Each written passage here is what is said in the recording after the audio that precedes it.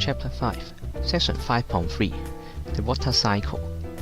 Water cycle in nature. In nature, water keeps changing between liquid water and water vapor.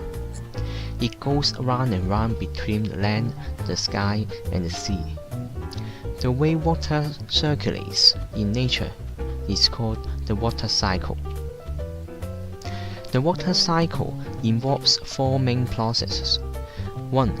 Evaporation. When the sun heats up the water in oceans, rivers, and on land, the water absorbs heat energy and evaporates to become water vapor. Also, the sun heats up the air.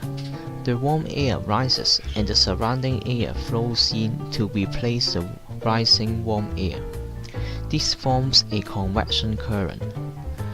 The water vapor is carried by the rising warm air up to the sky.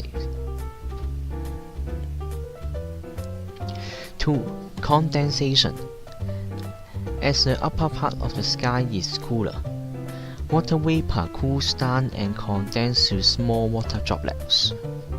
Water droplets join together to form cloud. 3. Transportation. Clouds may be carried to other places by wind. 4. Raining. The water droplets in clouds join together and become heavy. The heavy water droplet can no longer suspend in air and falls to the ground as rain. Rainwater either becomes underground water or waters in rivers and return to the sea. The cycle repeats again and again continuously. This is how the rain is formed.